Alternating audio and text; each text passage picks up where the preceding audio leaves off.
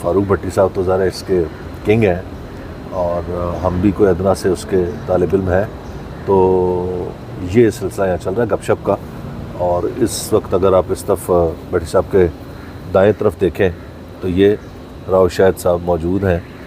اور یہ کسی تعارف کے محتاج نہیں ہے. یہ ایک نہ صرف خود صحافی ہیں اور ایگزیکٹو پروڈیوسر ہیں، بلکہ صحافیوں کے استاد بھی ہیں،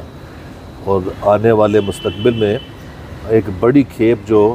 جنوبی پنجاب سے صحافیوں کی آئے گی، ان میں سے اکثریت ان کے شاگردوں کی ہوگی. اور سر لیکن ایک جو ہمیں اس وقت حادثہ پیش آ رہا ہے، سانحہ پیش آ رہا ہے، یا